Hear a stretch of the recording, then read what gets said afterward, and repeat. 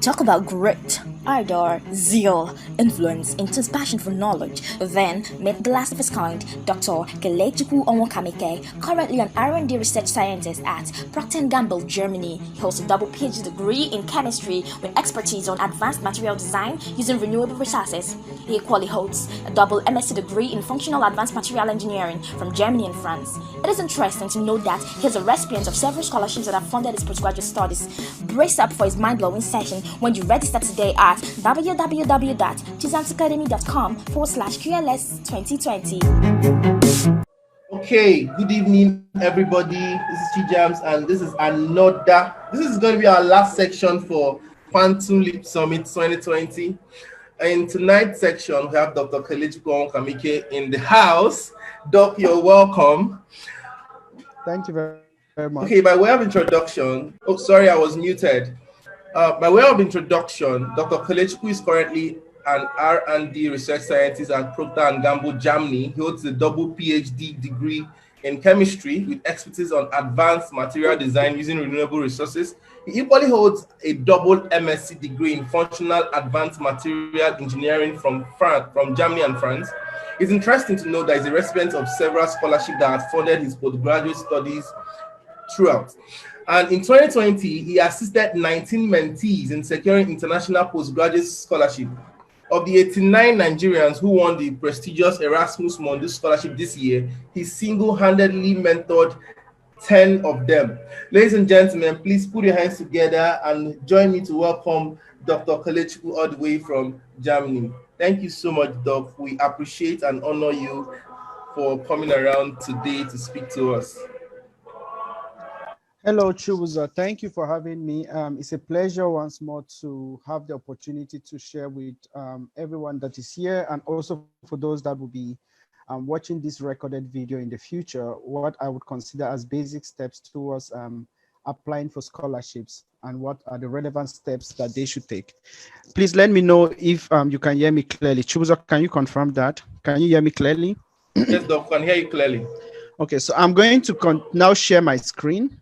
I think you have to give me the right to share my screen. So have you stopped sharing? Yes, Doc, I've stopped sharing. You are free to share right now. Okay. So confirm if you can see my screen. Yes, Doc, you can see your screen. Okay. I just put this on presentation mode. Okay, so this evening we are going to be talking about what I consider as the step-by-step guideline for international scholarships and the relevant preparations.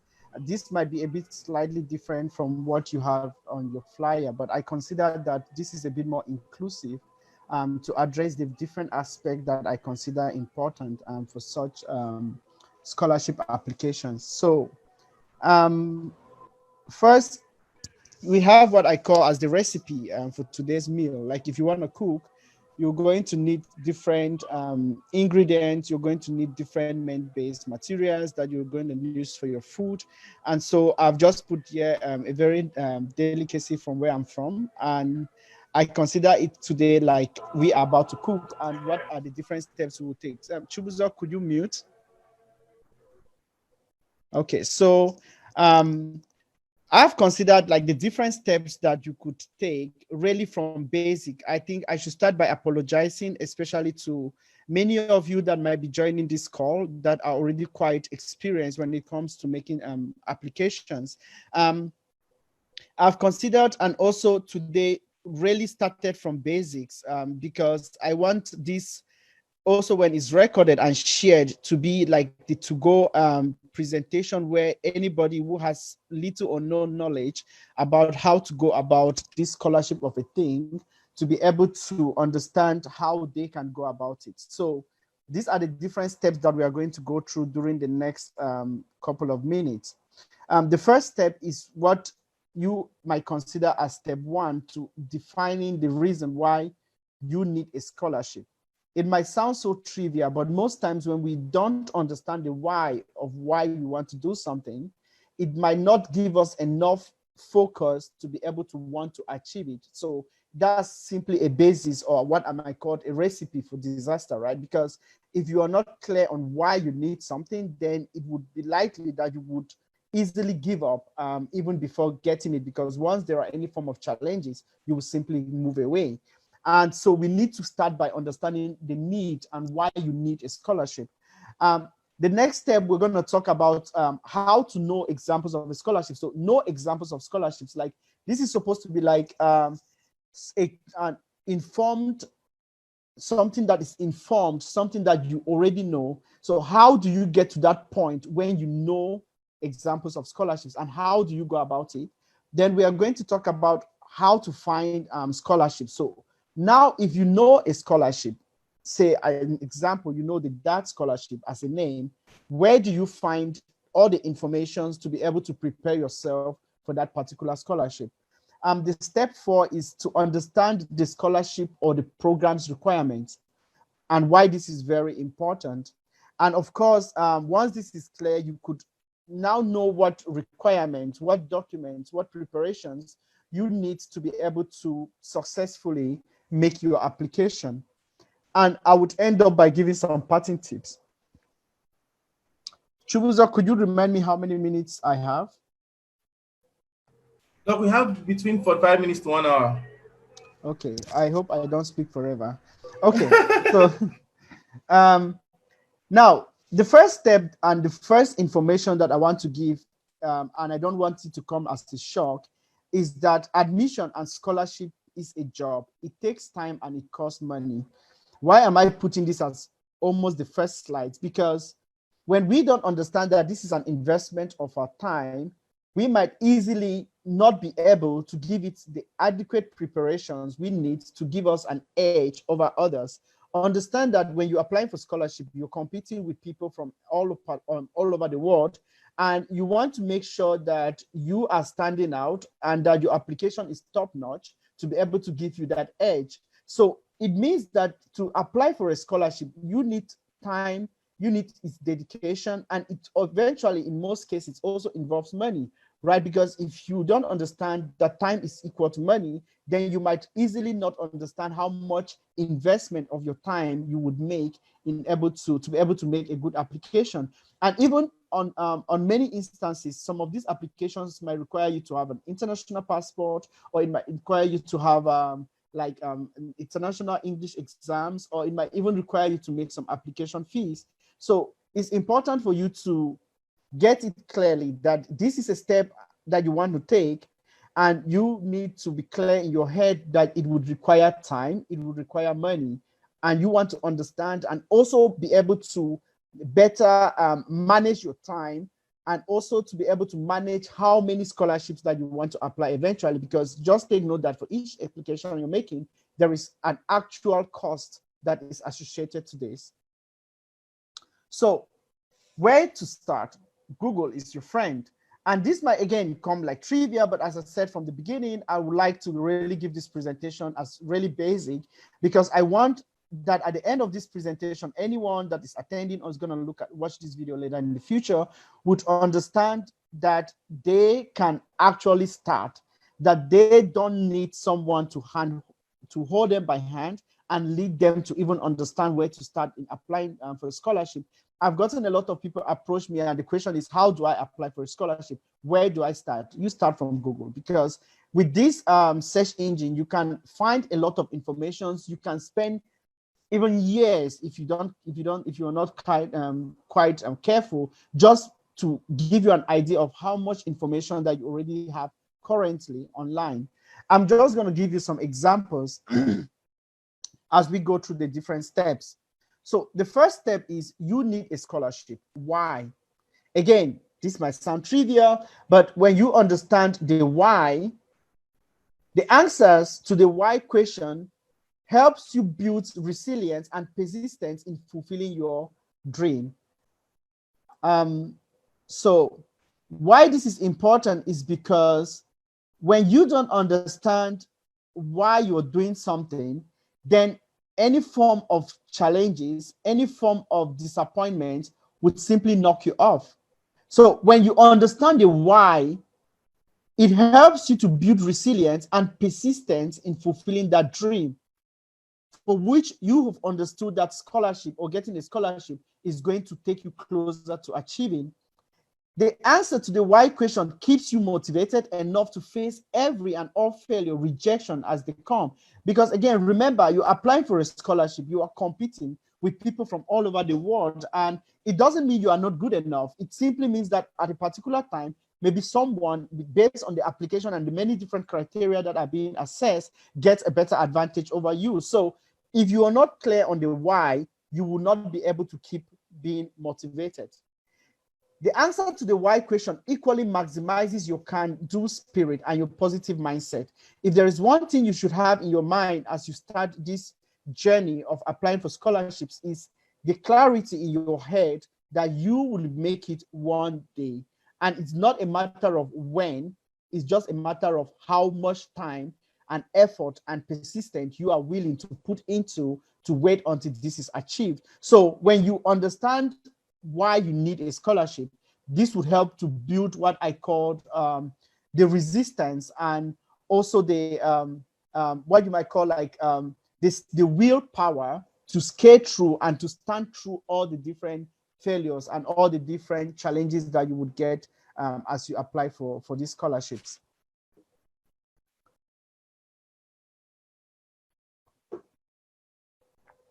Now, when we are clear with the why you need a scholarship, the next question is, how do you know examples of scholarship? Again, remember, this is very basic. What are some examples of scholarship? Oh, I want to apply for a scholarship. Which scholarship? I'm not very sure. So this is why, again, I said it's basic. We are really taking it step by step. And I'm sorry for those that are way advanced, and this might look like a baby, a day in a baby care. So let's just see it as also an opportunity to open up the windows for everyone that has little or no experience applying for scholarships. So how do I find out about scholarships? You start again, as I said, Google is your friend. Most of you are part of different scholarship groups. You can always use your networks. Network means your friends, your colleagues, or people that have or passed through these different scholarships, and they can provide you some of these informations. So today I'm just going to use some examples from Google, and just to show you how you could structure your request and be able to get out different types of information. So you need to be able to understand how you want to draft the question to help you get out the answer that is going to help you really get to where you want to be. Here are some examples. So the first example here I have is I've searched for list of scholarships available for Nigerian graduates. And you can see here, they've given you a top scholarship for Nigerian students to study in Nigeria. And you can even see below, you have like 361 ongoing scholarships for Nigerian students, list of undergraduate scholarships in Nigeria. Just by changing the next search, I've put in list of scholarships available for Nigerian students to study abroad. Okay, I've changed this now to be abroad, and you see it gives you different types of results, and you can keep playing with the different structure of your questions, and it will keep giving you different types of information. That is why at least you should be clear on, you should be very much clear on the area that you want to look for a scholarship, and this will help you to be able to streamline and not spend a lot of time searching through hundreds and hundreds of links. So I'll put in the next one as scholarship for postgraduate studies. Now, this is a bit general because, again, I know that many people that are going to watch this video in the future or even now are not Nigerians necessarily. So this presentation is not just tied down to Nigerians per se. So if I put in scholarships for postgraduate studies, you see you have already master scholarships for 2020-21. You have study scholarship, master scholarship for all academia. You can already see that it's called out there. So it means that eventually, just again, by playing with how you structure your search or your question, you would always get different types of outcomes. Like they say, garbage in, garbage out. So I've also put in a search as fully funded scholarships for postgraduate studies. Again, you get all the different options. So what I want you to get from here is, when you want to start, before you approach anybody to ask about any scholarship, please take your time, invest in yourself, search online, see what is available. It's easier for you to approach me and say, Doc, I don't understand how so of the that scholarship works, than coming to me and saying, what scholarship can I apply for? So already do some search for yourself, get some answers, and this would help you to be able to structure the right questions that would help you get the right answers to move forward. So spend some time, understand the background of what you are applying for. If better, just know the scholarship that you want to consider for. So that is step 2. Now you know examples of scholarships. I've also put in here some list of other scholarships. And as you can see here on my right, I've put out this list from my very good friend, Macaulay's, Dr. Macaulay's page, the Illumania Virtual Scholarship Workshop. And you can already see called out some of these different scholarships that are available for Nigerian students, and also Nigerian graduate students, of course, and also students from all over the world. So means that if you want to now, if you're interested, as an example, for Erasmus Mundus scholarship, now you know Erasmus Mundus scholarship as a scholarship. The next step will now be to deep dive into the Erasmus Mundus scholarship to understand how you want to go about it. And that is what I'm going to do in the next couple of minutes. So assuming that I wanted to find about a scholarship, right? I said from step 2, the Google search provided a specific scholarship. For example, the Erasmus Mundus scholarship. On the other hand, perhaps I've already seen from those flyers that I shared initially that there is a scholarship called Erasmus Mundus, right? So what is the Erasmus Mundus all about? You have no idea. So you go online, you search, and you see, okay, this is the Erasmus Mundus scholarship, and this is what you're going to find. So if I go online and search for the Erasmus Mundus scholarship, I would get the link to this website, right? And so now I have identified and I know the Erasmus Mundus scholarship. I would be able to go in here. You see, they have here as the catalog. So means that a list of scholarships, programs that are able to be funded by the Erasmus Mundus scholarship. So the next step for me would be to go through this list of programs. You can see here on my right. There are actually almost 100, if not 100 different programs covering almost all the fields that you can imagine. And they are all listed, right? And each of them is a hyperlink, means you could follow this link into the specific web page of that program, right? So the next step for you would be to go through this list. You look at those that are interesting for you, you can pre-select them, and then you can go into each of these links and then into the specific program, and you would be able to get the specific information that you need to be able to apply for that particular program that is funded by the Erasmus Mundus scholarship. So the Erasmus Mundus scholarship, as an overview, funds over 100 or let's say 100 international master's programs that are covering different fields of studies.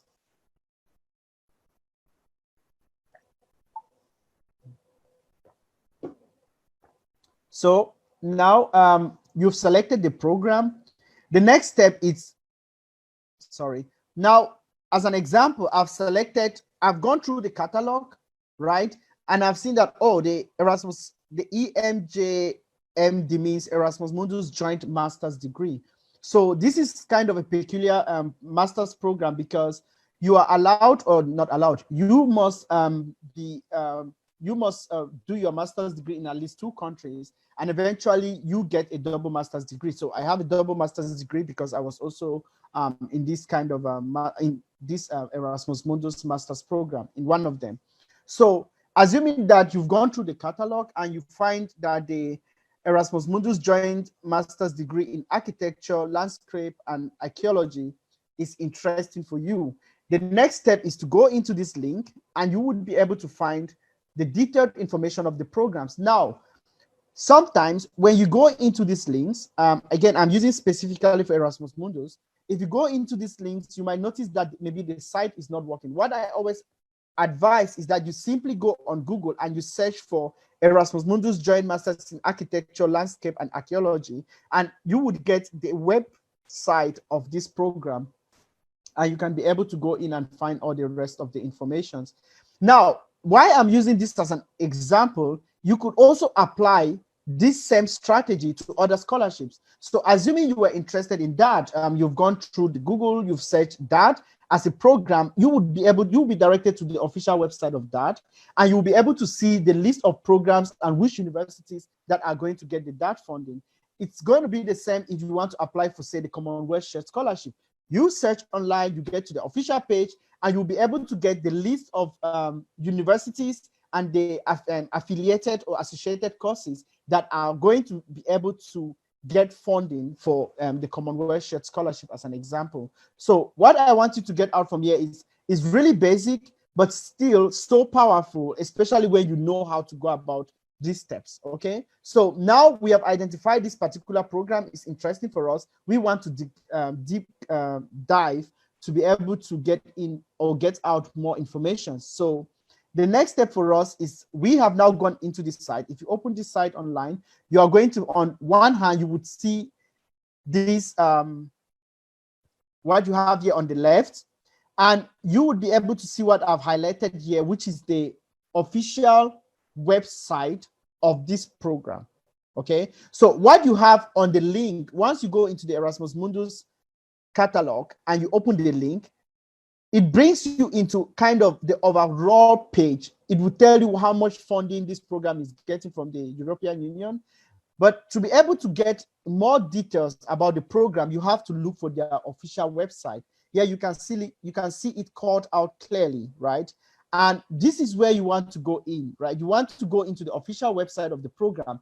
And if you open this web page, you're going to see what I have here on the right. So this is now the official website of this particular program that is getting Erasmus Mundus funding. Okay, now we see here as an example, and if you go into, this is the overview. This is what you're going to see. You can see applications, applicants interview, applicants results. So this was for last year. So what you have here is already the outcome of the selection that they already did.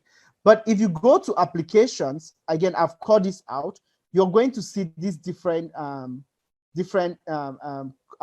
requirements, or these different parts that you need for your application. You see, you have requirements, you have tuition, you have selection conditions, you have online application, you have application results, you have extended application, you have frequently asked questions. So now we are inside this particular program. And as I said, the first thing you want to understand is your requirements. What are the requirements for this program? Am I eligible to apply? What is the timeline? When is the deadline? How long am I allowed to be able to apply? So all those informations, you want to get it upfront, right?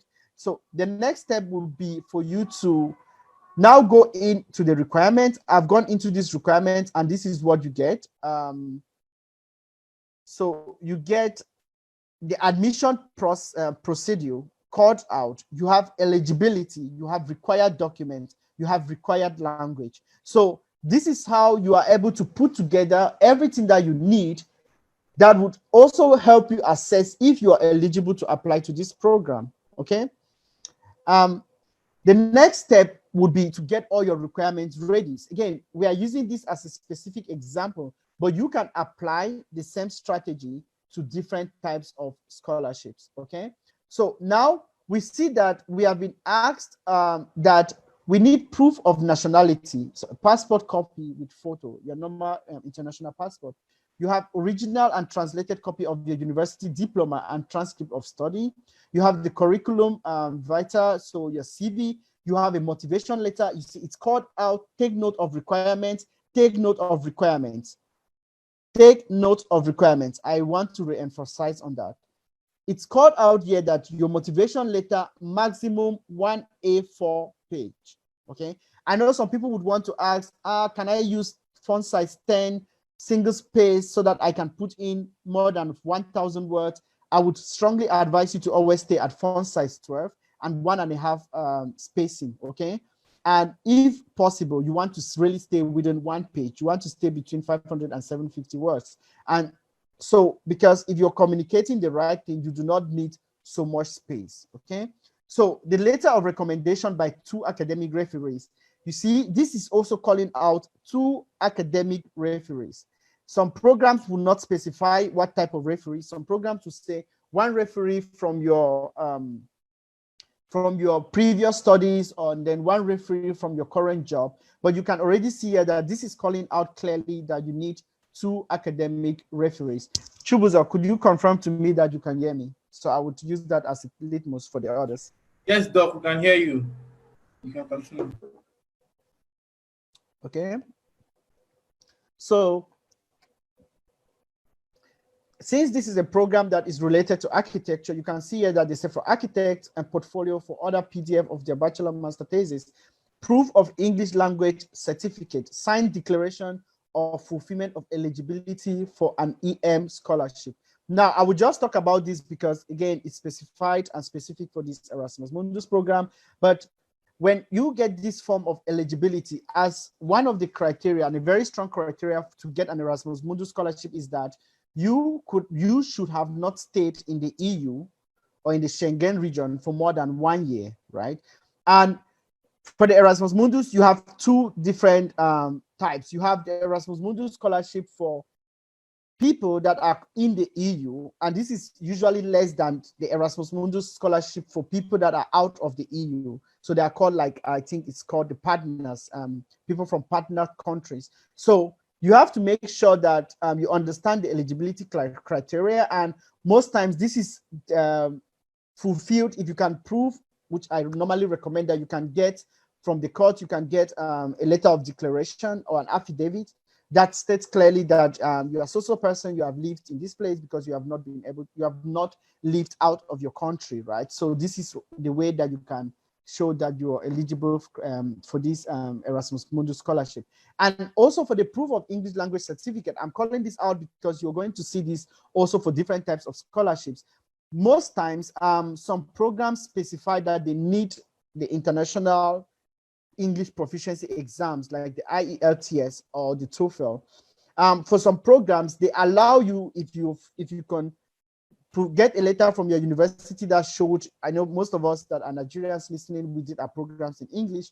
If you can get a document from your university that showed that you did your bachelor's thesis or your bachelor degree in English language, then this can also allow you to use that as an exemption. But you want to make sure that this would be allowed. So what I advise here is, if you are in this position when you are not sure whether your exemption letter from your university will be accepted, it's better to contact the program coordinator. You would see their email on their website. So you contact them and you lay out your position, like, I'm social person, I did my bachelor degree in social university and it was completely done in English. I have good understanding of written, spoken and oral English. And I would want to know if this attached letter of exemption from my university would be accepted to apply for this program. So the reason for this is you don't want to spend all your effort and time to make an application for which you would be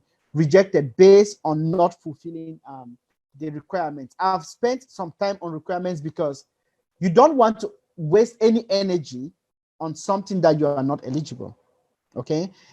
You want to make sure you are eligible before putting in the effort. As I said from the beginning, scholarship takes time, it takes money. So you want to make sure that you are putting enough time on where you have the best chances, okay? And so you want to make sure you are clear on the eligibility. If something is not clear, please always reach out to these people that will be able to let you know if you should go ahead with your application or not. Now, the step 6 is to make your application. So to make your application, you have to pay attention to details. I want you to understand that some of these applications, if not most of them, are really time consuming. Like you see for this particular application, you need a motivation letter, you need 2 recommendation letters, you need a CV, you need all these other files that you have to prepare for your architecture portfolio or something like this. So all of this takes time, right? Perhaps you also need an English proficiency exam, means you need to prepare for TOEFL or for IELTS. So you want to make sure that you are ahead of time in preparation, in understanding, in getting your documents ready. Don't start preparing for a scholarship or a program for which the application deadline is December and you are preparing from, say, November or even October to start getting your documents ready. That's not advisable, because you will need a lot of time to go through your application. You will need a lot of time to make sure that your application is standing out. Remember, you are applying for a scholarship. You are going to be competing with people from all over the world. So you want to make sure that your application is going to stand out. So you need to pay attention to details. You cannot pay attention to details if you're applying almost at the deadline, okay? Get someone to review your application. You need to dot your I's, you need to cross your T's. Now, some of us might say, I don't have a mentor, I don't have anyone that can review it for me, but that is not the case. Just get another eye to look at your application. When you do something and you look at it over and over, it's very, very easy for you to miss details because you have become familiar with the document. Just ask any of your friends, please, could you help me go over this motivation letter? Does it make sense to you? What will you recommend that I should improve on? Is it clear enough? Is it catchy? Is it convincing? You want someone else to review your application. And this is not just for your motivation, this is also for your CV. So instead of waiting for an opportunity to approach me or to approach any other person that would help you to review your application, start with your friends, okay? Start with people around you. Don't say that, they don't know anything. I don't think it makes sense. So just give someone else your application to go over, okay? And you want to also be able to do something like that for your friends. And that is why I said from the beginning, you need to associate with people that have similar goals, because when it comes to this point, you can be able to collaborate better. And now your application is ready. So you've paid very good attention to details. Your application has been reviewed. You want to make sure that your application is ready to be submitted and that you have taken enough time before the deadline to make your application. You don't want to submit. I've seen people that I actually know of a situation where someone submitted an application almost at the deadline that was to be midnight. And because of network issue, the application could only be submitted after midnight. That person, the application will not be accepted. There is no excuse, okay? Nobody is going to give you that room to explain why NEPA took light or why there was no electricity power, why internet was bad, why I was in the village, why I was somewhere that I couldn't have access to internet. All those excuses are not relevant, actually. So you want to make sure that and also to avoid such an instance or incident, you want to apply really way ahead of time so that in case there is a problem, you can be able to address this, okay?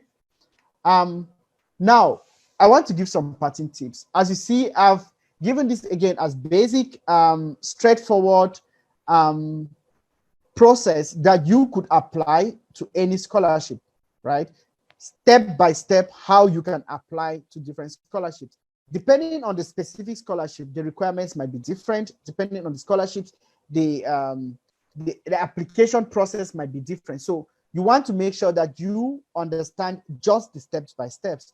Of course, when you go into a particular scholarship, you could have in more details. But now I'm sure just by this few couple of minutes that you've been able to understand at least the basic approach for you to even know what we're talking about when we say this scholarship of a thing, okay? Chubuzo, how much time do I have? You still have 20 minutes, Doc. Okay. So maybe I'm not going to use all my 20 minutes and people can ask more questions.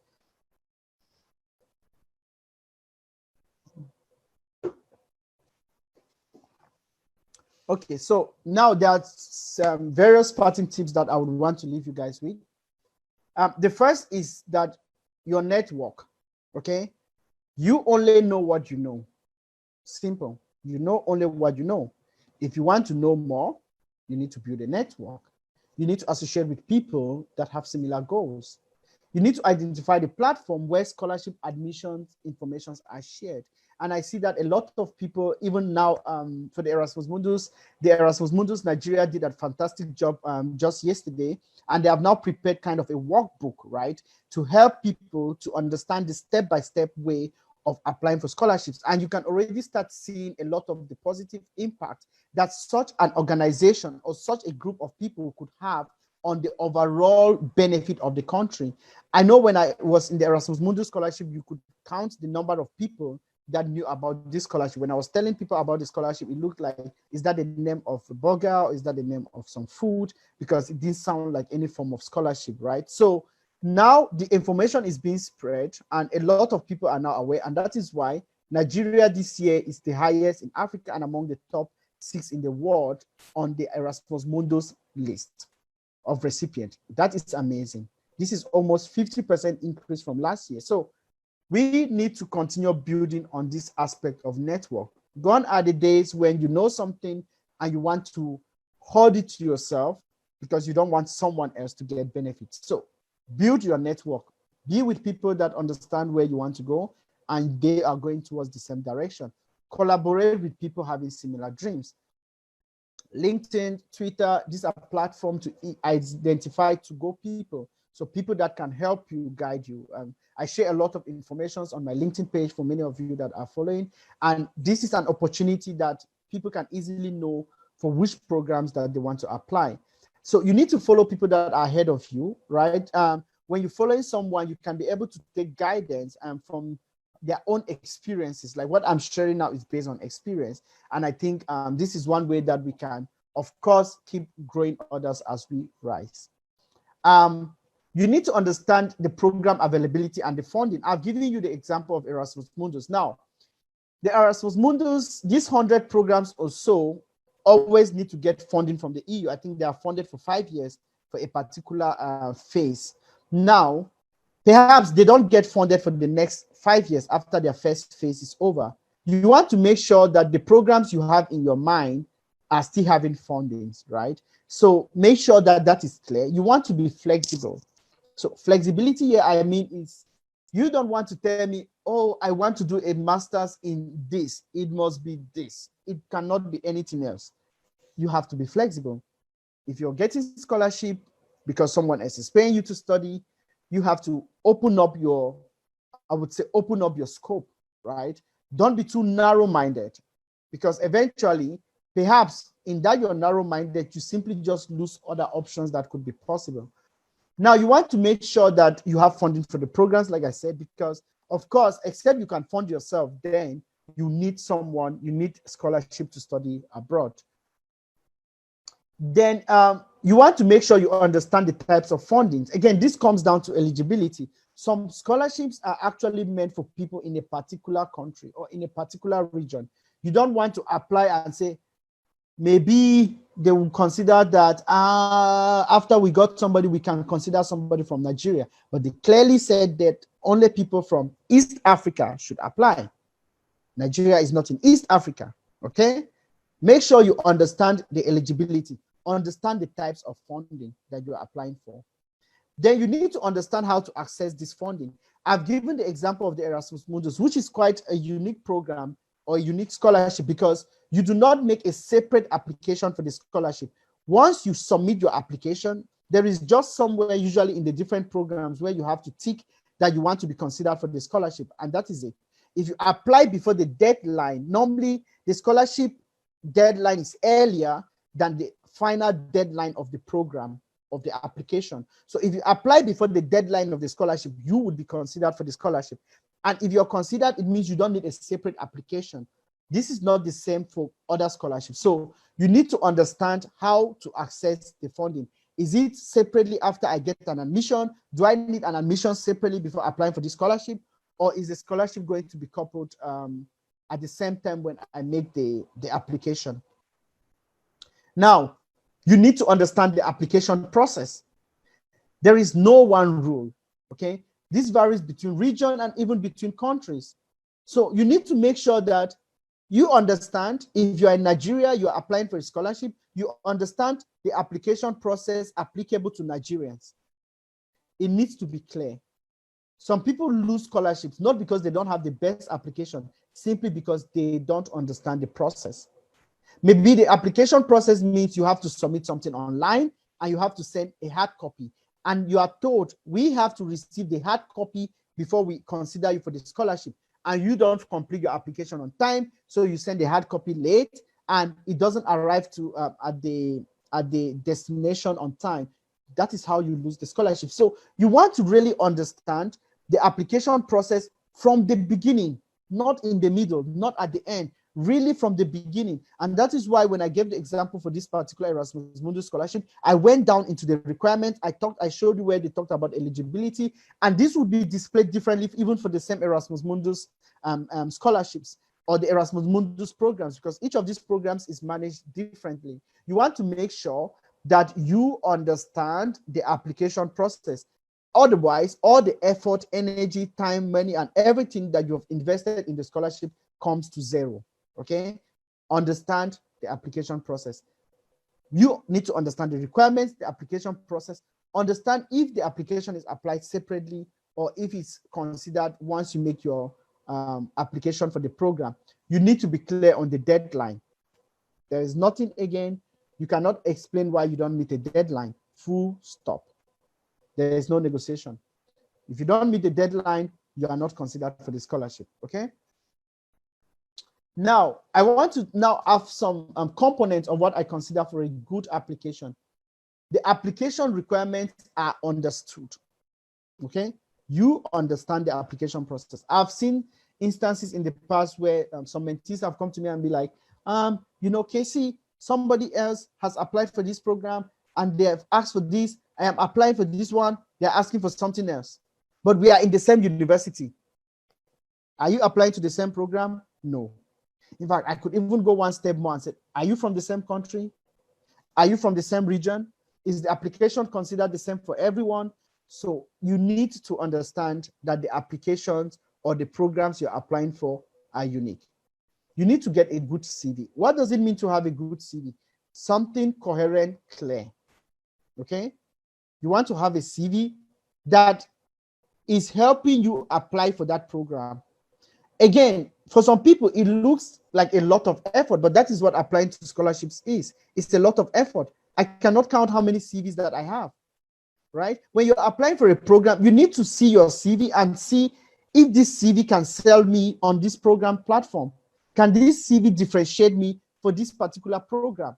Sometimes the CV you have for one program is not going to be applicable to another program. I'm not saying you need to change your degree.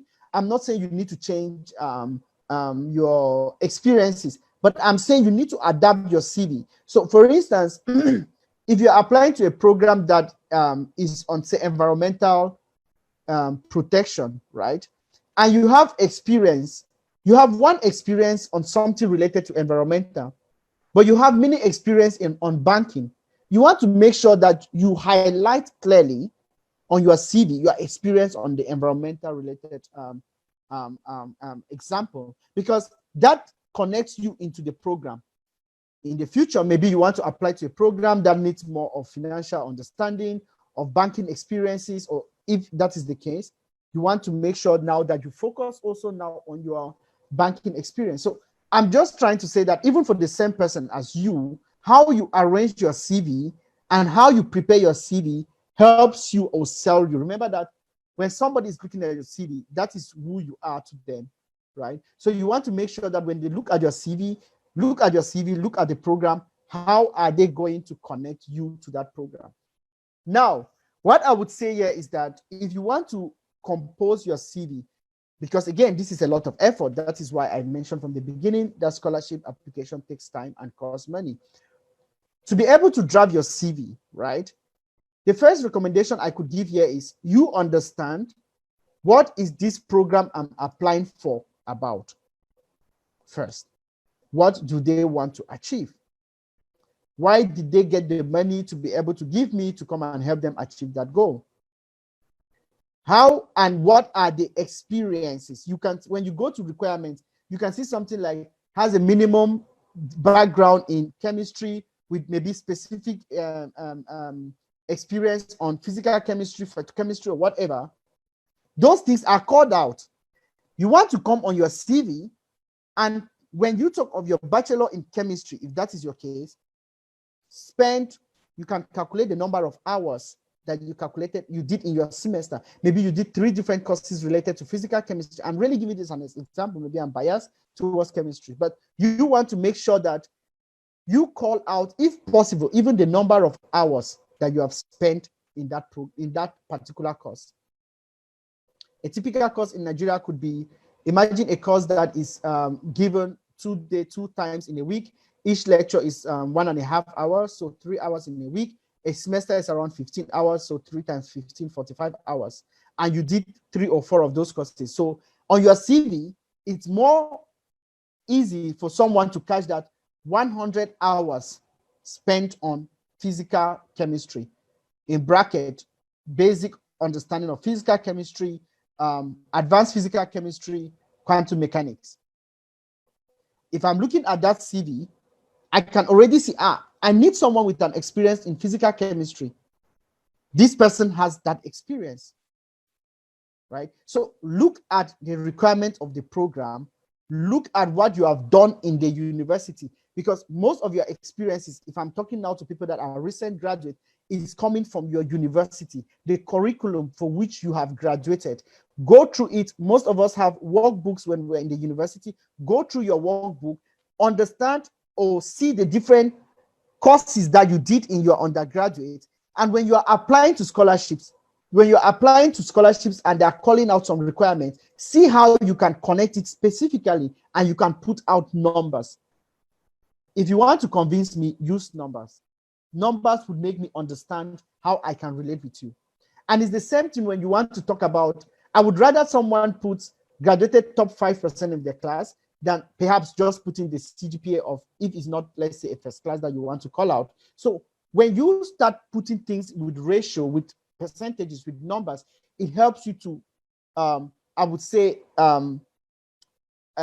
differentiate your CV from any regular CV. And you see, this could be something you cannot transfer to all the other programs. So you need to understand how to make a good CV. You see, I said, customize your CV to match the program. Is it an effort? Yes. But this is how you differentiate yourself, okay? Now, the motivation letter, the statements of purpose, the personal statements, the essays, you want to make sure that you give in your best. As I would always say, a motivation letter is how you sell yourself to others. If you want to sell yourself to others, you need to align yourself into the objective of the program that you're applying for. You are not going to use the same motivation letter for 2 different programs, except they have the same requirements.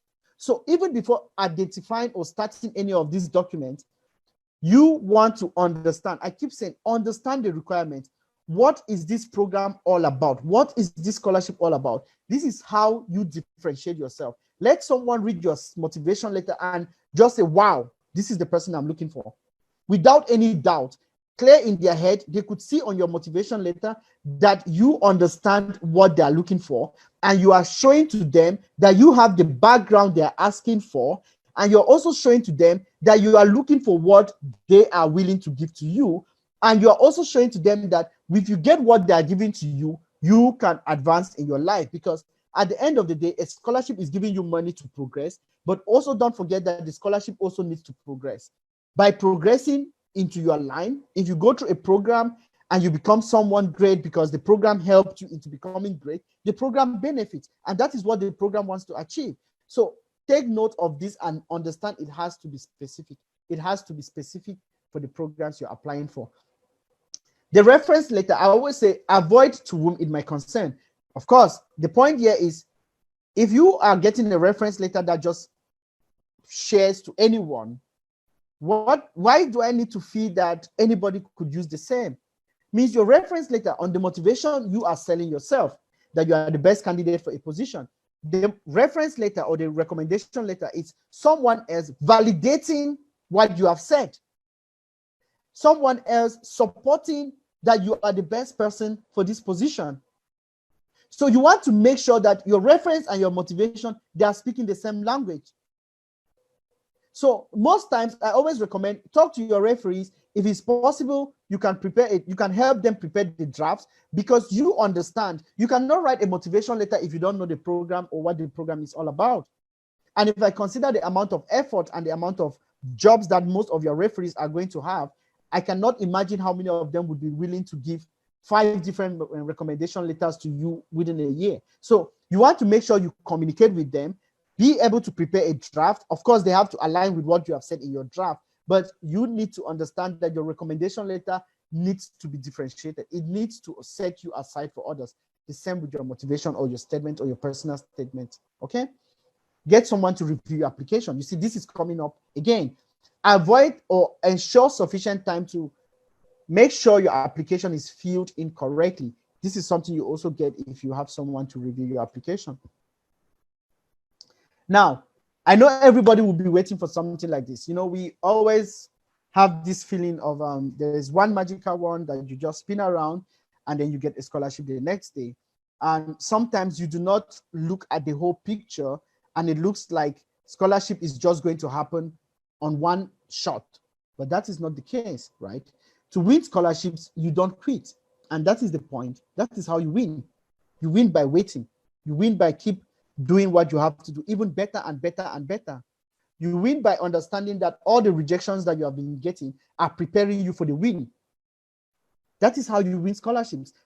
Of 19 or almost 20 mentees that had gotten scholarship this year, I know of a couple that when I asked them after, like, how do you feel? I don't know how I feel. You see, eventually this day is going to come. That's for sure. It's going to come. If you are waiting, it's going to come. And you want to make sure that you are waiting, not just waiting and doing it correctly. In the past, I was applying, maybe sending 50 emails to different professors. And if I look at those emails today, I'll be like, oh my God, what was I even writing? It's not about writing to 100 professors. I had rather you write to one professor and you do it correctly than writing to 100 and getting 100 rejection emails or not even getting a reply and you start getting frustrated. So you want to make sure you are understanding and we're clear in your head that you are doing it correctly. And when you do it correctly and you don't get the scholarships, you apply again. If you don't get it, you apply again. If you don't get it, you apply again. That is the only way you win. You win by not quitting. And I'm not saying this because I want to sound motivational. There's nothing here that I'm saying that is more of motivation. What I'm saying is what I had to go through. For some people, they have gotten the scholarship from first time, like from the first application, they get a scholarship. For me, I applied perhaps 4 different years for over 4 years, but I understood that each of those years I was improving from the previous year and I was appreciating all the different steps that I'm taking. So when you look at us or look at people today that have gotten these scholarships, don't forget that perhaps they are not telling you what they had to go through. And that is what I'm telling you. I'm not saying you might have to apply for 4 years, but I'm saying you might even apply for more. You might apply for less. Some of my friends that I coached and even talked about scholarship got it even before I ever got anyone. From the first time, everybody has their time.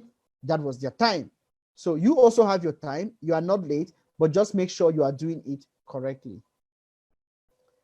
Sacrifices, you look at the bigger picture. You need to be persistent, perseverance, resilient, not rejecting yourself even before applying. Don't say, how can I apply? I have no idea. There are so many people that are better than me. Why are you selecting yourself? Are you the person that is going to give the scholarship to yourself? If the answer is no, then that is not your concern. Just make sure you concentrate on your area of influence, the area for which you have control, and do it well. Don't deselect yourself even before the application is done, okay? You need to be positive mindset. You need to be positive and to have a positive mindset. The reason is because when you know you would win one day, see you win, you keep trying. And you just understand that, yes, somebody won, I'm going to celebrate the person, but my time would come. Will your time come? I'm pretty sure it's going to come. You need to get a mentor, a coach, someone who can guide you, but this is not a necessity. Who is a mentor? Who is a coach? Someone who you can, again, like your friend can be your mentor. They are reviewing your application. If you don't have a chance of meeting someone that has all these experiences, don't just say that no one was able to review my application, so I didn't do it well, okay? So that is why, again, we have this webinar today, and you will be able to watch this recording if you are not watching it live at the moment. Now, finally, I want you to know that less is more, okay? Why do I say this? Less is more is better for you to apply to one scholarship and you apply it well than applying to 20 scholarships and not applying to anyone well. You need to understand if you are planning yourself, because scholarship application takes time. I would even say that the first thing you need to do is, this year I'm targeting to apply to 5 scholarships, okay? 1, 2, 3, 4, 5. Step 1, which programs am I applying from this scholarship? Okay, I've seen maybe on Erasmus Mundus, there are 3 programs I can apply to. Step 3, I go to each of those programs. What are their requirements? 1, 2, 3, 1, 2, 3, 1, 2, 3. Can I be able to do all of these requirements before this time? The answer is no. I would have to drop one. You now look at all those ones, identify those that you have the best chance. Sometimes you might really like something, but maybe they have said that people that will be considered are from physical sciences. Maybe you are in biological sciences. You might apply for something like that, but you don't want to apply it at the detriment of a program that considers people in biological sciences simply because you like the one in physical that needs physical chemistry as a prerequisite. Of course, in the absence that you could not apply to any of those programs, you can look at your worst, like the next of the worst, right? So of those programs, even before applying, I would strongly recommend that you contact the coordinator, you contact the university, you ask them, I want to apply to this program. I see here that you've called out that minimum of a bachelor degree in physical chemistry. I have a degree in biological chemistry, but I also have so experiences on physical chemistry based on the structure of my program. Am I eligible to apply? Ask them and let them tell you, please go ahead to apply, or no, we are not able to accept you. You don't want to waste the energy, the effort, the time, and even in some cases, application fee, only to be told at the end that you are not eligible. So less is more. Thank you for your attention. And as usual, till we all win, we are always work in progress. As our Igbo people would say, emailer. Thank you. Thank you so much, Doc. It's really been a very insightful time with you. I've had to learn a whole lot of things, and we've had a couple of people commenting and commending you from our Facebook and of Zoom pages. Doc, I hope you'll be able to answer some of the questions, because the questions are coming as there are a whole lot of them. So I would crave your indulgence to answer as much as we can in the little time that we have. Okay, how much time do we have? We have I think 15 minutes. Okay. So I'm still sharing my screen, right? Yeah, you can still share your screen. Okay. Okay. Okay, so we have a question from, I'll take the Facebook one. That's like the first one. We'll have 3 questions from Facebook and then 3 from Zoom. So I'll quickly run through I'm not seeing Facebook. Okay, yeah, I have it here. I have it here with me. Let me just quickly run through the Facebook question. Someone was asking, let me get the person's name.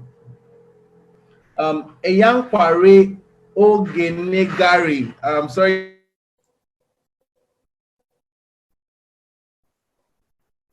Hello, can you hear me? Sorry if I messed up your name. The question is, Doc, please mentorship team.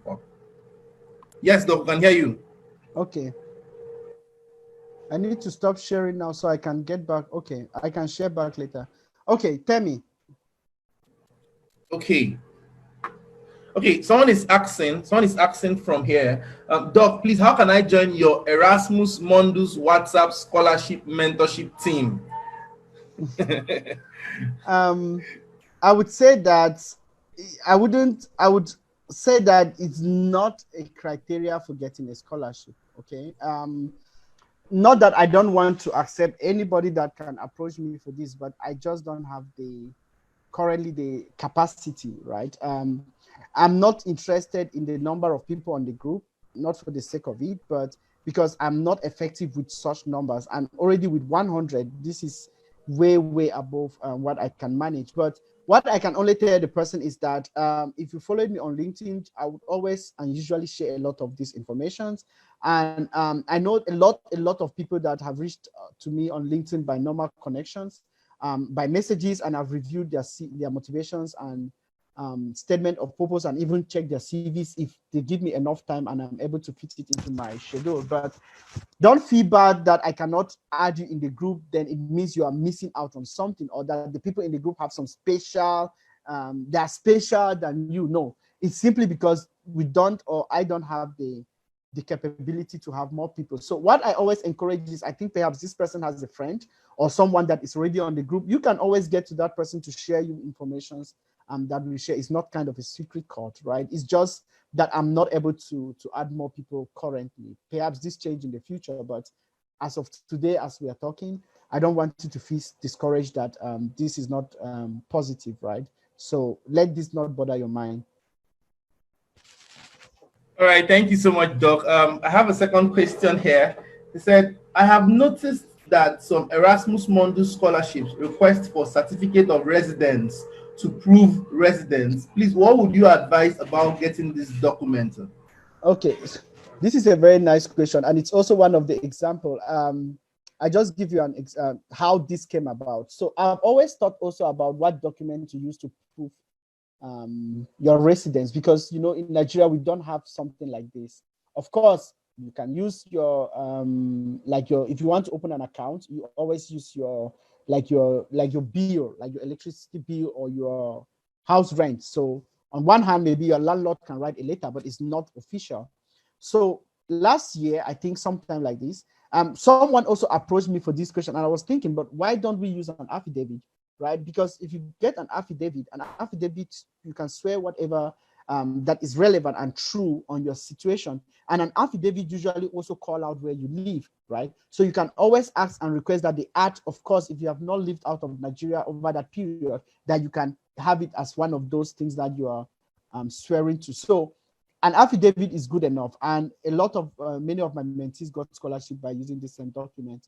So it's well accepted, it's correct. This is the document that you can use to prove your residence, okay? So an affidavit you get from a court. So you go to a court, you say you want to get an affidavit, and then on an affidavit, of course, it calls out your name, where you live, and also call out, so person I've not spent any time out of my country, if that is the case. And this is enough with the stamp. This is enough to prove your residency.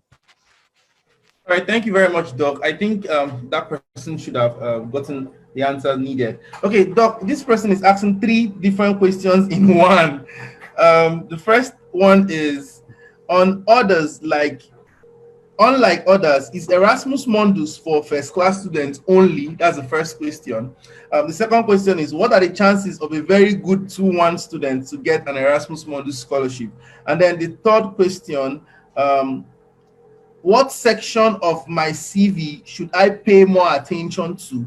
And then finally, how about the age factor when applying for scholarships? If I forget any of the different subsections, you can help me. I will remind you. Yeah. So the first one is, the answer is no. Erasmus Mundus is not targeting first class. But one thing you should have in mind, I've rarely seen people with 2-2 that got Erasmus Mundus. I know them. So one thing you should understand when you're applying for any scholarship is that there are many, I would say, factors, right, that come into play. Many factors. In fact, if you go into some programs, they would tell you the selection criteria. Okay? You would see selection criteria. In fact, some would even go one step more and give you percentages associated to each of those criteria. They might say academic performance, 20%, motivation letter, 10%, 20%, or whatever, reference letter, 20%. If it's a scholarship that is supposed to focus on people with all these volunteering experience or development experience, maybe 20-30%. So if you put all of this together, you would realize that perhaps at the end of the day, for this particular example or this particular scholarship, my academic performance is 20%. How can I maximize to get the best out of this 80%? And maybe you even end up getting 79/80. Remember, out of the 80, because your performance in the university was not good enough, just not good enough that it's still acceptable to apply. But then on that particular year, the list on the group is having 90, not because they got the best result, but perhaps this person also got something in the middle and then they could complement it. So what I'm trying to say here is that you do not need a first class to get an Erasmus Mundus. Of course, getting a first class, which is what you can contribute if that is your situation, would already give you that edge, right, on that 20%, if that is how much percentage. Some scholarships might give in almost 30% just for your academic performance. And in that case, you see, it becomes more difficult if you are competing with people that had only first class. But if those people have first class and they are not complementing on, maybe they don't have a good motivation, they don't have a good CV, you could complement and get better on the other end. So at the end of the day, your scholarship decision or the scholarship decision is based on all these factors. It's not just based on one factor. So somebody that has a first class and got Erasmus Mundus will not come and say, it's because I had the first class. There are other factors that have been well taken into consideration for this person to get it. And that's also the reason why someone that has a first class should not say, oh, I have a first class, why have I not gotten a scholarship? Again, there are other factors that are put into consideration before they make this decision. So what I would say is that if you are in the university listening, of course, do well to graduate as the best as you can, because again, this already gives you a step forward, right? If that is not the case, for whatever reason, don't still be discouraged and think you are a write-off. No, there are still opportunities that are possible. In fact, for some people, I would always say that looking at their performance, that why don't you focus your energy and get a good GRE score? Forget every other thing, get a good GRE score, and then you can target universities in Canada and the US, right? So we need to always just understand how best we want to align ourselves and how best we want to focus our energy to be able to get what we are looking at. And which one is the next question on that? Okay, Doc. Yeah, he asked of the area in the CV where they should spend more hours on. I would say your CV is a summary of you to people that don't see you. All your CV is important, right? And I wouldn't say there is like a specific way your CV should look, but I would say your CV should communicate better. Don't take note of formatting. Don't have a CV that is having two different font size, font types. If you want a color, maybe something light, whatever. I don't really know what could be like the standard. I don't think there is a standard, but you want to also make sure, if for Erasmus Mundus, before I forget, most of the programs ask you to use a CV template. Please use the CV template. Don't use something else, okay? So depending on how they have decided you to apply for the program, please keep the instructions. Now, where you should focus your energy on your CV is everywhere. As I said, you want to make sure that if you are calling out experiences, you understand what is the program's requirement and what they want to achieve, so you can find a better way to capture it in your CV, so that someone reading your CV should already know that this CV was prepared for this program. You know, like someone looking at your CV and looking at the program you're applying should not be like, are you sure this person was thinking about this program when they prepared this CV? So it's the same thing for people that are applying for jobs. You don't use the same CV for all the jobs you're applying. You always need to look at the CV, reorganize it to capture what is interesting for that specific job. Okay, Doc, thank you very much. And then finally, the person's final question is about the age factor when it comes to not quitting in scholarship applications.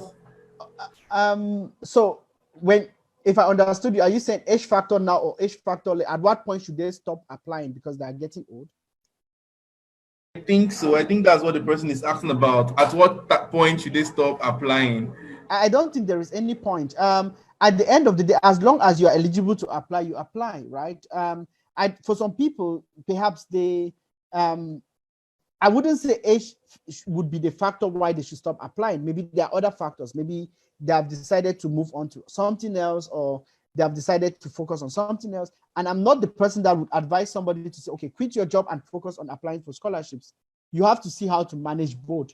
Or for someone that already has the job, or for somebody that doesn't have the job, to like, okay, don't look for any job, focus only on scholarships. I wouldn't recommend that, because at the end of the day, you need to feed, you need to have money to apply for the scholarship. So you want to make sure that you just rightly plan yourself and your time to be able to accommodate enough time to give the right effort. And for some people, yeah, you do all of this and you give on all your effort and you don't get it. Of course, that is what it is. But should you stop because you are not getting it and you're getting older? I don't think so. Just know you have your time. I mean, this is what I believe, that as long as you are waiting, you are prepared, your time would come. And it's just a matter of time. But will it come? Yes. But make sure you are doing it correctly. I really want to still emphasize, make sure you are doing what you are doing correctly. Okay? Wow, thank you so much, Doc. The questions are pouring in like water.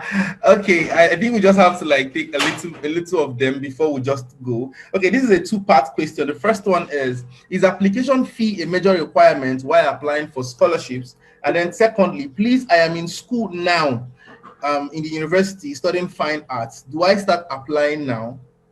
Um, the first question, some programs require application fee, but this runs from program to program. In fact, for some Erasmus Mundus programs, even the program themselves require application fee, not Erasmus Mundus scholarship. Okay.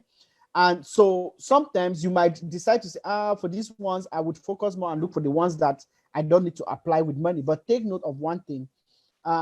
If your best chances based on your experience, your requirements, and what they're asking, if all of it ties towards that particular program and they are requesting for 30 euros application or 40, 50 euros, you want to seriously consider that. I mean, think about it. Why should you skip the 50 euros because of the application of, why should you skip a program for which you are most eligible because of a 50 euros and apply to 5 more programs that you have no chances? At the end of the day, you don't get it. So of course, this is an effort, this is an investment, and it's also time for you to like really consider if you want to apply to this program and whether it's worth the 50 euros. If the answer is yes, please go ahead to pay for it. Yes, I started applying for my first application to Erasmus Mundus was at my 4th year when I was doing my internship, right? So of course I knew I still had 1 year to go.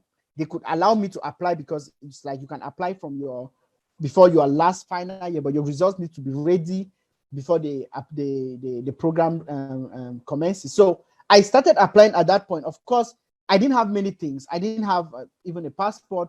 I think at that first point, I'm not sure I had a passport. But the point here was it helped me to start getting experience, right? I applied for my 4th year. I applied when I was in my final year, and I applied when I was 7 before I actually got the scholarship. So if you are in your final year, this is perhaps also a good opportunity for you to start getting familiar with the particular scholarships that you want to apply to. And of course, remember, when you do something the next time, you can only improve if you want to. So it gives you already a kind of comfort in understanding how the scholarship itself operates. Okay. Oh, thank you so much, Doc. Semilogo Ogunbure is asking, what is the relevance of belonging to a voluntary group while applying for scholarship? Also, he's asking, what is the relevance of working experience in applying for scholarship?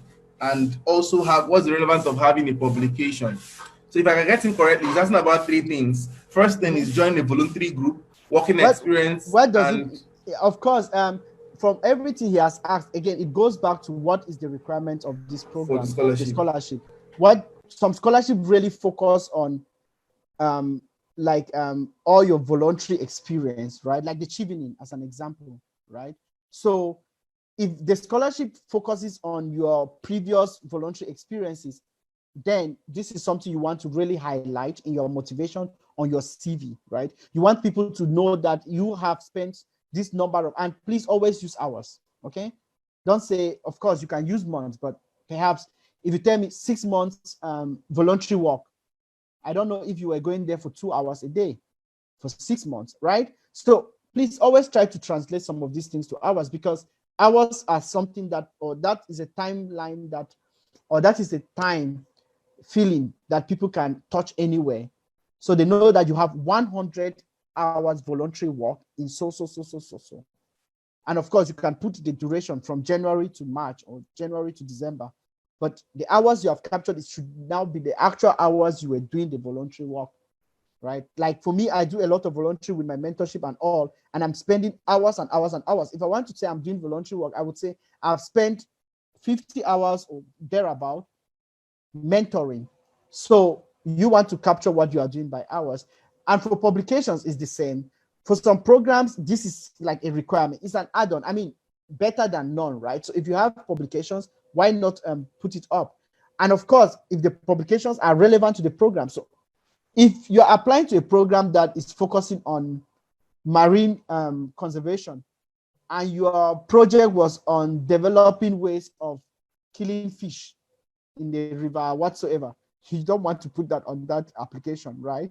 So what I'm trying to say is your publications could be relevant or not, depending on the specific program you're applying for. But of course, you could call out the publication based on what I would call practical writing skills or analytical skills, right? That you've developed because you could write a scientific peer-reviewed publication. So you can pick out what is relevant, like from your experience from this publication, you can pick out the lessons or the advantages or the points that gives you an advantage for the application that you're making. And that is why if there is the first thing you need to understand for any application, please, is the requirement. If it means spending 1 week just to understand the requirements, please do it. Because that is where everything lies. Okay. Okay, thank you so much, Doc. We just have 2 more questions before we go. Just 2 questions, if you can permit us. Yeah, please go ahead. All right, thank you so much. Okay, the first is, what would you advise about getting a letter of ranking in class? Because I understand that some Erasmus scholarship asks for that, and some universities in Nigeria don't issue a rank letter or certificate. The first thing I would say here is, how do you know the rank from your class, right? So if the rank of your class is clear, you can use it, right? And it's not really a matter of some universities don't give. It's simply because they don't know what you're perhaps asking for. So you can specifically ask for something. So imagine that you are the best student from your class. You are ranked first out of what number that you're in class. Again, the ranking, that is why I was talking about percentages. You need to use numbers. It's easier for you to tell me, imagine you are in a university that everybody graduated with above 4.0, right? So maybe 10 people graduated with 4.5. And you graduated with 4.4, which is an amazing CGPA, but you are number 11 out of, let's say, 30. As an example, just want you to have a feeling. You are not among the top 10%. You are basically maybe out of 20, 10 are above 4.5. You are below 4.5. You are even below 50%. Just that you understand what it means to say, I graduated with 4.4 versus I graduated as 11th out of 20. But you still have a good result. Of course, if that is your situation, I wouldn't call out percentage graduation. If you cannot put yourself as among top 2%, top 1%, top 5%, top 10%, I would not bother about using that. I would just put 2.1 or 2. I wouldn't even call it out, right? I wouldn't call out my CGPA or my rank of graduation if they don't ask for it. So to answer the question, you need to you need to make it clear what you are looking for. In fact, most times I know that for some universities, you can propose the draft letter and just have them to look at it. And if it's okay, if your course advisor that is supposed to check what was your position on your ranking in the class, then you can get that. Okay. Okay, thank you so much, Doc, for that. Now, the final question is coming from Judith Osaritin Ehigi. She's asking, what do you advise someone whose undergraduate research is different from her current research interest, putting into consideration also that there is not yet experience in that preferred research interest? If I understand the question, I would imagine that you have a previous experience and you are doing something different, or you have a previous experience and then you want to apply to a master's that is not connected to your previous experience. Do I understand that question well? Or she wants to clarify? Yes, correctly. You're correct. What I would say here is that at the end of the day, if you are eligible to apply to that program, so let me give you another example. Assuming your research interest, and I want to believe that research interest really means what you want to do. And at the end of the day, I would always still come back to the same question is what you want to do what you are being offered? What you want to do versus what is being offered. You need to be clear on these two. And most times I would go for what is being offered. If I'm applying for a scholarship, right? I would go for what is being offered and see how I can align myself into what is being offered. Nobody's going to give you a scholarship because they felt that she doesn't really like what we are offering, but we just give it anyhow. So that would be what I would look at as what is available. Now, if I understood this question, it's something like, you have a background and what you want to apply for is not directly connected to that background. My advice here would be find, if you really want to apply to this particular program and you are eligible, means if it's not obvious and you have asked and they say, no, you can apply, what I would try to do is I would look at what is the objective of this program? What do they want to achieve? What was some experiences that I've had in the past that helps me to fulfill this requirement, and I can connect with the objective? Because I would consider now that looking forward, you are looking towards the scholarship, the research interest that is proposed by the scholarship, right? So what I'm going to do if I'm you is I'm going to find how to align myself into that future. So how do I look at my past and look at my present to identify interest? It could be that you have not done something in that area, in that research area, but you now start finding connections in your past, like maybe some programs or some courses that you did in the course of your bachelor degree that somehow points towards that direction. And you now want to maximize on those and building up your interest on why. Because at the end of the day, in your motivation, you should be able to tell me why you're applying to the program, right? And if you cannot convince me, then perhaps you are not the right person. So you want to make sure that even if you do not have a clear connection between what you have done as your past experience or research experience to what you want to do in the future, but you are eligible to apply to that one in the future, you want to go around your life, your experience, your studies, find how to build up the connection to that future. Because if I'm reading your motivation letter, I want to say, okay, this person did a first degree in biology, okay? Now she wants to move into a research interest in chemistry. Just as a simple example, why did she transition to chemistry? That's the question. That's the answer I'll be looking for in that motivation letter, right? That is the answer I want to find in your motivation letter. I need to see the connection. So you don't just ignore the biology that you did in your bachelor and just jump in. Now I want to do chemistry. You build up from the biology, connect to, maybe you did a course in pharmaceutical microbiology, and you're excited with the outcome and the potential to be able to design this kind of therapeutic active components or compounds. And you've looked at this program and it's built because maybe this program now is medicinal chemistry as an example, right? So you now say, okay, from this experience and this courses, this is, you can even, if you had a good grade in that particular course, you can call it off. And this also ignited by interest as demonstrated by the excellent results that I had on social courses. And now looking forward into the future as someone that wants to build an expertise on developing bioactive ingredient chemicals or therapeutic components that could help me build up my interest and passion in social. I am now applying to this program. As I've looked through, this program is able to deliver social skills that would build me up to be able to contribute in this area. So I know you are coming from biology. I know I can see where you connected to therapeutic or medicinal related programs. I can now see why you're applying to a master's in medicinal chemistry. So you need to find that route, okay, from your past, your present into your future. And if the future, in this case, which I hope is the program you're applying for, then you want to make sure that if I'm reading your motivation, I need to understand why you're making this decision. And I need to also understand whether this decision is the best for your future. Okay? Wow. Thank you so much, Doc. This has been a very amazing time together with you. We don't have any other question now. I want to really appreciate you for making our time to come and mentor us this evening, come and talk to us about scholarship. I've learned a lot personally, and I know that every participant on Facebook, guys, please help me appreciate Doc for coming around today. If you're on Facebook, drop a comment. If you're on Zoom, drop your appreciation to him. Oh, thank you so much, Doc. That means thanking you. A whole lot of people are thanking you. Thank you so much, sir. It has really been an amazing time with you. Personally, I've learned a lot. Everybody in this section today have really learned a lot. We've been looking forward to having this section for a very long time, and finally, it is here today. And we appreciate you. We honor you. We cherish you. Thank you so much. It has really been very, very, very insightful. We promise you we're not going to let you down. We're going to keep on working till we all win. Thank you so much. Okay, the pleasure is mine.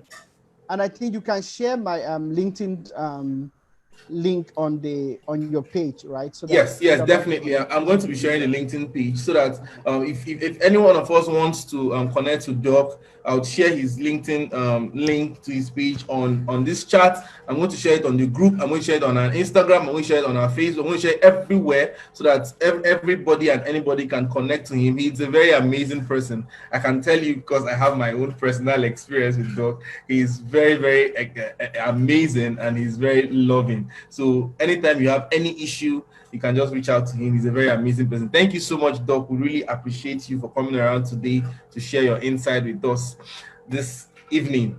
So, Doc, before we go, do you have any last words to tell our audience tonight?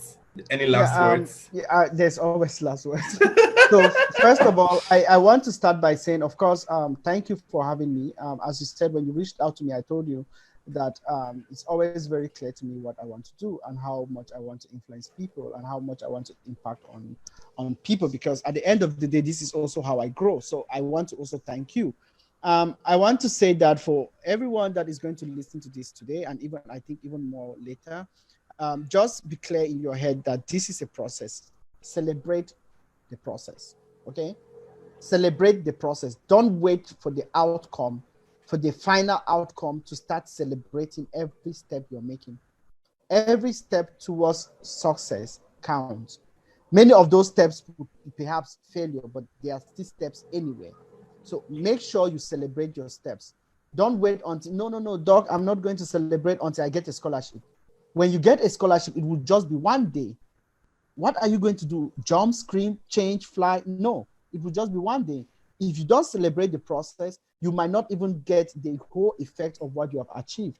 So make sure you are celebrating the process, appreciating growth, knowing that I'm work in progress. Until I win, I would keep being work in progress. And that is the step. Even for me, I still keep being work in progress because I still need to keep winning. So eventually, we need to always see ourselves as always work in progress. So for those that have gotten scholarship, as I would tell many of my mentees, this is not the end. This is just the beginning. I've gone through the whole process, basically, from starting to scholarship to master's to PhD to job. And I know I'm still work in progress. So you got a scholarship and you think that is the end. You are going to start ignoring people. You are not going to pay attention to your friends. You are not going to support others because you just got a scholarship. There is a whole life right in front of you. So always be conscious that you are work in progress and use the opportunity, the resources at your disposal, and lift others as you're rising. Till we all win, we continue to be work in progress. Have a lovely evening. Wow. Thank you so much, Doc. Thank you very, very, very much. We really appreciate. Ladies and gentlemen, this is where we are going to end Quantum Leap Summit 2020. It has been an amazing 7 days journey. Thank you so much, guys. You have really been there with us right from the onset. It has really been an amazing time. Dr. Kenny rounded up tonight with us, and it has really been an amazing time today.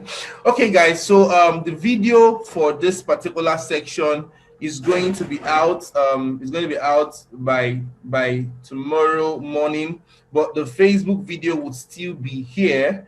The Facebook video would still be here, and then you can go through it over and over. But the official video will be posted on our YouTube channel. We're going to be sharing it to everyone. Okay, so thank you, everyone. I want to really appreciate everyone who has been here with us right from the beginning. I want to thank Mr. Emeka Nobis. I want to thank Mr. Franklin Peters. I want to thank Mr. Clement Oyinlola. I want to thank Ms. Victoria Obaka. I want to thank Rita Casey, Samuel Joseph, Pastor Ademeje, Mr. David Orok, and of course, my one and only Dr. Kenny. Thank you so much, everyone, for being part of this journey with us. I hope to see you all in your elevated state, in your quantum leap state. That was the reason for this event. I really want to appreciate each and every one of you. Thank you so much for being there with us. Thank you so much for coming around. Thank you so much for sharing on this particular journey. It has really been very, very insightful. Okay, so this event was brought to you by Chijam's Academy. You can visit our website www.chijamsacademy.com for everything that you want when it comes to skills acquisition and personal development. this is where we're going to end tonight. Remember, till we all win, we are all a work in progress. Thank you so much. God bless you and good night.